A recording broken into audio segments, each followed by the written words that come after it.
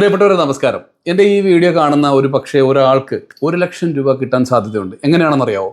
നേരത്തെ ഒരാൾ ഒരു വലിയ വീഡിയോ ചെയ്തിട്ടുണ്ടായിരുന്നു. ആ വീഡിയോയിൽ പറഞ്ഞിരിക്കുന്ന 50 ബൈക്കുകൾ കൊടുക്കുമെന്നാണ്. ആ 50 ബൈക്കുകൾ കൃത്യമായി അവർ ആ ഒരു ഏജൻസി കൊടുക്കുകയാണെങ്കിൽ ഞാൻ ഈ വീഡിയോ കാണുന്ന കമൻറ്റും ഷെയറും ചെയ്യുന്ന ഒരാൾക്ക് 1,00,000 രൂപ തരും.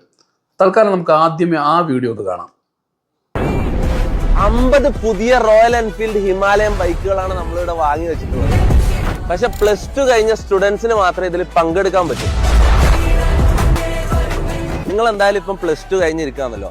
അപ്പൊ ഇനി നിങ്ങൾ അഡ്മിഷൻ എടുക്കാൻ പോകുന്ന കോളേജ് കേരളത്തിന് അകത്തോ പുറത്തോ ബാംഗ്ലൂരോ മംഗലാപുരത്തോ ഇന്ത്യയിൽ എവിടെയോ ആയിക്കോട്ടെ, അഡ്മിഷൻ എടുക്കുന്നത് വിദ്യാറ വഴിയാണെങ്കിൽ ഒരു ഹിമാലയൻ ബൈക്ക് വീട്ടിൽ കൊണ്ടുപോകാനുള്ള ചാൻസ് ആണ് മുന്നിൽ കിടക്കുന്നത്. അപ്പൊ പങ്കെടുക്കാൻ വേണ്ടി താഴെ കമന്റ് സെക്ഷനിൽ +2 എന്ന് കമന്റ് ചെയ്തോ. നിങ്ങൾ ഈ കണ്ടതാണ് പരസ്യം.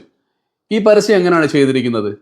നമ്മുടെ ഈ നാട്ടിലെ +2 കഴിഞ്ഞിരിക്കുന്ന വിദ്യാർത്ഥികളെ ചൂഷണം ചെയ്യാൻ വേണ്ടിയിട്ട്, അവരുടെ മാനസിക നിലയെ ചൂഷണം ചെയ്തുകൊണ്ട് മാതാപിതാക്കളടുത്ത് അവർ നിർബന്ധിക്കണം, എനിക്ക് ഈ ഏജൻസി വഴി പോയാൽ മതി. അവരുദ്ദേശിക്കുന്ന 50 ഭാഗ്യവാന്മാരിൽ ഒരാൾ ഞാനായിരിക്കും എന്ന് വിശ്വസിച്ച് അവരവിടെ ആ ഒരു കോഴ്സ് പഠിക്കാൻ വേണ്ടിയിട്ട് അവർ വേറൊരു സ്റ്റേറ്റിലേക്ക്, ഒരു യൂണിവേഴ്സിറ്റിയിലേക്ക് അഡ്മിഷൻ ചെയ്യാൻ വേണ്ടിയിട്ട് അവിടേക്ക് പോകും. ഇത് ചെയ്യുന്നതുകൂടി ആർക്കാണ് നഷ്ടം സംഭവിക്കുന്നത്?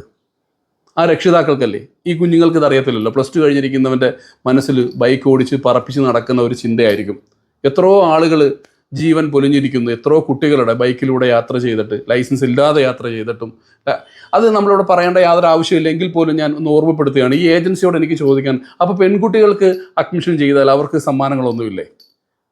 നിങ്ങൾ എത്ര കാലമായിട്ട് ഇത്രയും ചൂഷണം ചെയ്തുകൊണ്ടിരിക്കുകയാണ്? ഇനി എനിക്ക് പറയാനുള്ള രക്ഷിതാക്കളോടാണ്. നമ്മളിങ്ങനെ ഒരു കുട്ടിക്ക് ഒരു അഡ്മിഷൻ ചെയ്യുമ്പം, നമ്മുടെ +2 കഴിഞ്ഞിരിക്കുന്ന വിദ്യാർത്ഥികൾക്ക് അഡ്മിഷൻ ചെയ്യുമ്പം, നിങ്ങൾക്ക് എന്തുകൊണ്ട് ഒരു 2,000-3,000 രൂപ ചെലവഴിച്ച് ഒരു യൂണിവേഴ്സിറ്റിയിലേക്ക് പോയി അവിടെ കാര്യങ്ങളൊക്കെ കൃത്യമായി മനസ്സിലാക്കി ഒരു ദിവസം അവിടെ താമസിച്ച്, എൻ്റെ മകൻ പഠിക്കാൻ എൻ്റെ മകൾ പഠിക്കാൻ പോകുന്ന ഇടം ഇവിടെ ആണല്ലോ, ഈ ഒരു കലാലയത്തിൽ എന്തെല്ലാം സൗകര്യങ്ങളുണ്ട്, ഇവിടുത്തെ മാനേജ്മെൻറ്റ് എങ്ങനെ ആയിരിക്കും, നേരത്തെ പഠിച്ചിറങ്ങിയ കുട്ടികളുടെ നിലവാരം എന്താണ്, ഇതൊക്കെ നിങ്ങൾക്ക് 1-2 ദിവസം അവിടെ നിന്ന് നിങ്ങൾ അവരോട് സംസാരിച്ച് മനസ്സിലാക്കി, നമ്മുടെ സാഹചര്യവും നമ്മുടെ കുട്ടിയുടെ സാഹചര്യവും ഒക്കെ പറഞ്ഞു കൊടുത്ത് മനസ്സിലാക്കിക്കൊണ്ട് നിങ്ങൾക്കൊരു അഡ്മിഷൻ നേടാൻ സാധിക്കും. എല്ലാ കോളേജുകളിലും അതിനുള്ള സൗകര്യങ്ങളും എല്ലായിടത്തും ഒരുക്കി വെച്ചിട്ടുണ്ട്. അപ്പം എനിക്ക് എൻ്റെ പ്രിയപ്പെട്ട സുഹൃത്തുക്കളോടും രക്ഷിതാക്കളായിട്ടുള്ള ആൾക്കാരോടും ഒക്കെ പറയാനുള്ളത്, നമ്മുടെ മാതാപിതാക്കൾ നമ്മളെ വളർത്തിയ ഒരു കാലഘട്ടം ഉണ്ടായിരുന്നു. അതായത് ഒരു 96 എന്ന് പറയുന്ന ആ ഒരു സാഹചര്യം. ഇന്ന് ആളുകൾ നമ്മുടെ അമ്മാവന്മാരെന്നൊക്കെ പറഞ്ഞ് നമ്മുടെ കുട്ടികൾ നമ്മളെ കളിയാക്കി ചിരിക്കുമ്പം, സോഷ്യൽ മീഡിയയിലൂടെ വന്നിട്ട് ഒരുപാട് തമാശകൾ പറയുമ്പം നമുക്കൊക്കെ വേദനയുണ്ട്. കാരണം ഈ കുട്ടികൾക്ക് ആർക്കും ഇവിടുത്തെ ഈ ഭൂമിയുടെ നല്ല സുഗന്ധവും നല്ല സൗരഭ്യവും കിട്ടിയിട്ടില്ല. ആത്മാർത്ഥമായി ഞാൻ കുട്ടികളോട് പറയുകയാണ്, മക്കളെ, മാതാപിതാക്കളൊക്കെ എല്ലാ കാലഘട്ടത്തിലും അധ്വാനിച്ചിട്ട് ഒരുപാട് കഷ്ടപ്പെട്ടിട്ടാണ് എല്ലാ മക്കളെയും വളർത്തി വലുതാക്കി കോളേജിലേക്ക്. നിങ്ങളുടെ നിർബന്ധത്തിനാകരുത് നിങ്ങളുടെ പഠിത്തം. നിങ്ങൾ ചൂസ് ചെയ്യേണ്ട ഓരോ കാര്യങ്ങളും നിങ്ങളുടെ മാതാപിതാക്കൾ കൂടെ അല്പം വിട്ടുകൊടുക്കണം. നിങ്ങളുടെ ഇഷ്ടവും നിങ്ങളുടെ മുന്നോട്ടുള്ള പഠനമൊക്കെ നിങ്ങൾ ചിന്തിച്ചോ, നിങ്ങളുടെ ഇഷ്ടം അനുസരിച്ച്, നിങ്ങളുടെ അഭിരുചി അനുസരിച്ച്, നിങ്ങളുടെ കഴിവനുസരിച്ച് തന്നെ പഠിച്ചാൽ മതി. പക്ഷേ ഈ ബൈക്ക് കിട്ടുമെന്ന് കരുതിയിട്ട് നിങ്ങളൊരു ഏജൻസി സമീപിക്കരുത്. നിങ്ങൾക്ക് എവിടെയാണോ നല്ല രീതിയിൽ പഠിക്കാൻ കഴിയുന്ന ഒരു സ്ഥലം നോക്കിയിട്ട് വേണം നിങ്ങൾ അവിടേക്ക് പഠിക്കാനെത്താൻ. അതിന് എല്ലാ വിദ്യാർത്ഥികളും നിങ്ങളുടെ മാതാപിതാക്കൾക്ക് ഒപ്പം നിൽക്കണം, നിങ്ങളുടെ വിദ്യാഭ്യാസം മുന്നോട്ട് കൊണ്ടുപോകാൻ വേണ്ടിയിട്ട്. ഇതിൻ്റെ ഒരു ചെറിയ ഒരു അറിവ് കൊണ്ട് പറയുകയാണ്. ഞാൻ ഒരുപാട് കോളേജുകളിലൊക്കെ പരസ്യവും മറ്റു കാര്യങ്ങൾക്കും ഒക്കെ പോയിട്ടുണ്ട്. എല്ലാ മാനേജ്മെൻറ്റും പറയുന്നത് നേരിട്ട് ഒരു വിദ്യാർത്ഥികളും അവരുടെ മാതാപിതാക്കളുമായിട്ട് ഇവിടെ എത്തുന്നില്ല. നിങ്ങൾ നേരിട്ട് എത്തിക്കഴിഞ്ഞാൽ നിങ്ങൾക്ക് സീറ്റ് കിട്ടും. അപ്പോൾ ഞാനിത് നിങ്ങളോട് പറഞ്ഞുകൊണ്ടിരിക്കുമ്പോൾ തന്നെ എനിക്കൊരു കാര്യം കൂടെ നിങ്ങളെ ബോധ്യപ്പെടുത്താനുണ്ട്. കഴിഞ്ഞ വർഷം ഞാൻ ജോയ് യൂണിവേഴ്സിറ്റി തമിഴ്നാട് അവിടെ ഒരു അഡ്വർടൈസ്മെൻറ്റ് ചെയ്തിരുന്നു. നേരിട്ട് കോളേജിന് വേണ്ടിയിട്ടാണ്, ഏജൻസികൾക്കൊന്നും വേണ്ടിയിട്ടല്ല. അന്ന് ഞാൻ അവിടുത്തെ മാനേജ്മെൻറ്റുമായിട്ടൊക്കെ സംസാരിച്ചപ്പം അവർ പറയുന്നത് ഇങ്ങനെയാണ്, ഇവിടെ എല്ലാം വിദ്യാർത്ഥികളെ പല സ്ഥലങ്ങളിൽ നിന്നും കൊണ്ടുവരുന്ന ഏജൻറ്റുകളാണ്. ഏജൻറ്റന്മാർക്ക് അവർ നല്ലൊരു തുക കൊടുക്കുന്നുമുണ്ട്. നേരിട്ടൊരു പക്ഷേ മാതാപിതാക്കൾ അവിടെ എത്തിക്കഴിഞ്ഞാൽ ഏകദേശം ഒരു 100-ലധികം കോഴ്സുകൾ പഠിപ്പിക്കുന്ന ഒരു കോളേജാണ്. അവിടെ മാത്രമല്ല, മിക്ക സ്ഥലങ്ങളിലും. അപ്പോൾ ഈ ഓരോ കോളേജിലും നിങ്ങൾ നേരിട്ട് നിങ്ങളുടെ കാര്യങ്ങൾ, നിങ്ങളുടെ അവസ്ഥകളൊക്കെ പറഞ്ഞ് മനസ്സിലാക്കിയാൽ നിങ്ങൾക്ക് കുറച്ച് സാവകാശം കിട്ടാൻ സാധ്യതയുണ്ട്. അതിൽ ഫീസിലൊരു ഇളവ് കിട്ടാൻ സാധ്യതയുണ്ട്. അഡ്മിഷൻ എടുക്കുന്ന സമയത്ത് ഒരു ഇളവ് കിട്ടാൻ സാധ്യത. ഇതിനൊന്നും നിൽക്കാതെ ഏതെങ്കിലും ഒരു ഏജൻറ്റ് പറയുന്നതും കേട്ട് അവരുടെ കൂടെ നിങ്ങളിങ്ങനെ പോവുകയാണ് നിങ്ങളുടെ കുട്ടികളെയും വിട്ടിട്ട്. പ്രത്യേകിച്ച് പെൺകുട്ടികളെയൊക്കെ കൊണ്ടുവിടാൻ നേരത്ത് അവിടെ ഹോസ്റ്റൽ സൗകര്യം, അവരുടെ ഫുഡ് സൗകര്യം, അവരുടെ ട്രീറ്റ്മെൻറ്റ് കാര്യങ്ങൾ, ഇതൊക്കെ അറിഞ്ഞ് മനസ്സിലാക്കിയാണ് ചെയ്യേണ്ടത്. ഇതിനൊക്കെ നിങ്ങൾ പോയി കണ്ട് ഒരു ബാച്ചായിട്ട് വേണമെങ്കിൽ ഒന്നിച്ചു പോയി അങ്ങനെയൊക്കെയാണ് കാര്യങ്ങൾ കൈകാര്യം ചെയ്യേണ്ടത്. എനിക്ക് എൻ്റെ ഒരു ചെറിയ അറിവിൽ ഞാൻ പറയുകയാണ്, ഈ കർണാടകയിൽ നിന്നൊക്കെ പിന്നെ ആന്ധ്രയിൽ നിന്നും കർണാടകയിൽ നിന്നും ഒക്കെ അങ്ങനെ ഒരു ഫാമിലിയൊക്കെ ഞാൻ അവിടെ കണ്ടിരുന്നു ആ സമയത്ത്. ആ കുട്ടികളെ കൊണ്ടുവന്ന് അവിടെ നിന്ന് കാര്യങ്ങളൊക്കെ മനസ്സിലാക്കി ചെയ്യുന്നത്. അതുപോലെ നമ്മുടെ കേരളത്തിൽ നിന്ന് ഇല്ല. ഈ അടുത്ത സമയത്ത് ഒരു രക്ഷിതാവ് കഴിഞ്ഞ വർഷം എന്നെ വിളിച്ചിട്ട് കുറച്ച് പണം ആവശ്യപ്പെട്ട്, പൈസ, എൻ്റെ ഏറ്റവും അടുത്തൊരു സുഹൃത്താണ്, പൈസ ആവശ്യപ്പെട്ടത് മോളെ ബാംഗ്ലൂർ എവിടെ നേഴ്സിങ്ങിന് ചേർക്കാൻ വേണ്ടിയിട്ട് പെട്ടെന്ന് പൈസ ഒരു ഏജൻറ്റ് അങ്ങനെയാണെങ്കിൽ ഒരു സീറ്റ് കൊടുക്കാം എന്നൊക്കെ പറഞ്ഞിട്ട്. എത്രയോ സീറ്റ് ഒഴിവുണ്ടെന്നറിയാമോ? ആ സമയത്തും സീറ്റ് ഇല്ല, ഇപ്പം തന്നാൽ നിങ്ങൾക്ക് ഇത്ര ഇളവിൽ തരാമെന്നൊക്കെ പറഞ്ഞ് ഏജൻസികൾ നിങ്ങളെ പറ്റിച്ചുകൊണ്ടിരിക്കുകയാണ്. അതുകൊണ്ട് എൻ്റെ പ്രിയപ്പെട്ടവരോട് എനിക്ക് പറയാനുള്ളത്, എൻ്റെ ചെറിയൊരു അറിവ് വെച്ചിട്ട് എനിക്ക് പറയാനുള്ളത്, എനിക്ക് 2 പെൺകുട്ടികളുണ്ട്, അതുപോലെ 2 ആൺകുട്ടികളുണ്ട്.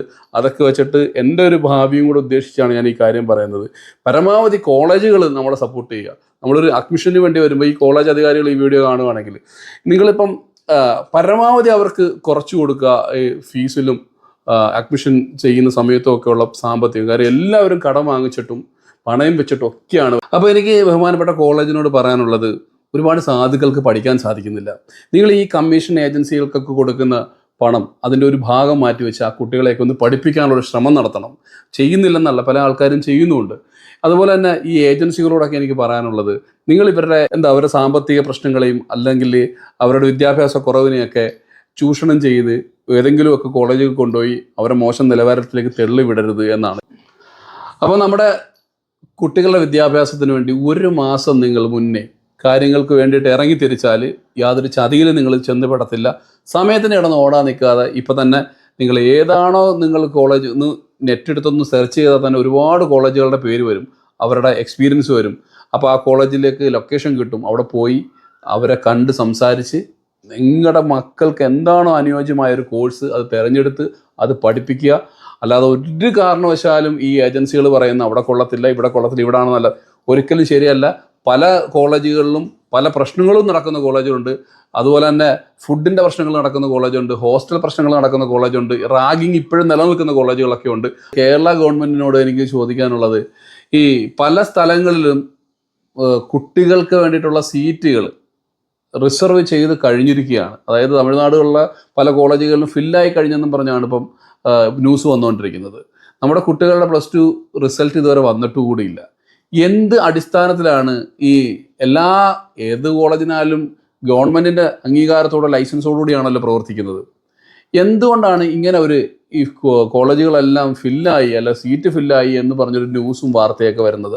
അത്രമാത്രം കച്ചവടമാണ് കേരളത്തിലും മറ്റ് എല്ലാ സംസ്ഥാനങ്ങളിലും നടക്കുന്നത്. പ്രത്യേകിച്ച് കേരളത്തിലെ നിന്നുള്ള വരുമാനം. ഇപ്പം ഇത്തരത്തിലുള്ള വിദ്യാഭ്യാസ കച്ചവടങ്ങൾക്ക് എതിരെ നമ്മുടെ ഗവൺമെൻറ് മാറണം.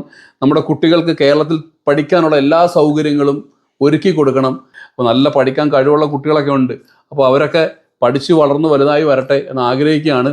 എനിക്ക് പറയാനുള്ള ഒരൊറ്റ കാര്യം കൂടെ ഉണ്ട്. 50 ബൈക്കിൻ്റെ പുറയിൽ ഓടാതെ നമ്മുടെ സ്വന്തം ജീവിതത്തിൻ്റെ പുറയിലേക്കും നല്ല ലക്ഷ്യത്തിലേക്കും പോവുക. പെൺകുട്ടികളോട് പ്രത്യേകിച്ച് പറയാനുള്ളത്, ഒരു ട്രാപ്പിലും ചെന്ന് പെടാതെ നല്ല രീതിക്ക് വരുന്ന കാലഘട്ടത്തിലുള്ള വിദ്യാഭ്യാസങ്ങൾ മുന്നോട്ട് കൊണ്ടുപോകുക. +2 കഴിയുന്ന എല്ലാ മക്കളോടും പ്രത്യേകിച്ച് പറയുകയാണ്, എല്ലാ രക്ഷിതാക്കളോടും ഞാൻ അഭ്യർത്ഥിക്കുകയാണ്, കുട്ടികൾക്ക് വേണ്ടി ഒരു ദിവസമെങ്കിലും നിങ്ങൾ മാറ്റിവെച്ച് അഡ്മിഷന് വേണ്ടി നേരിട്ട് നിങ്ങൾ ആ ഓരോ സ്ഥാപനങ്ങളിലും പോയി തിരക്കി അറിഞ്ഞ് മനസ്സിലാക്കി അഡ്മിഷൻ എടുക്കുക. നന്ദി, നമസ്കാരം. അപ്പോൾ ഓൾ ദ ബെസ്റ്റ്.